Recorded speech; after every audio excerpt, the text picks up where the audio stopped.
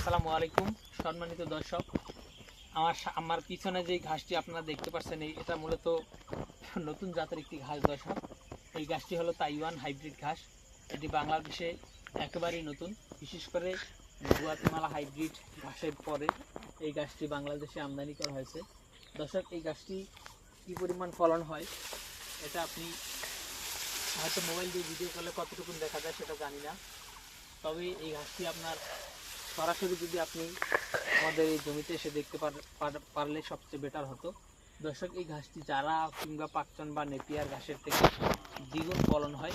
পাশাপাশি এই ঘাসটির 25%-এর উপরে কিন্তু প্রোটিন রয়েছে এবং এই ঘাসটি আপনার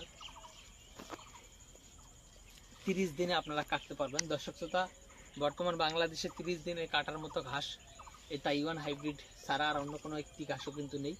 এই তাইওয়ান হাইব্রিড ঘাসটি সবচেয়ে দ্রুত বড় হয় এবং আপনার একটি জারে 50-60টি করে চারা প্রথমবারই আমরা রোপণ করেছি এবং 50-60টি করে চারা প্রথমবারই কিন্তু এই ঘাসে হয়েছে।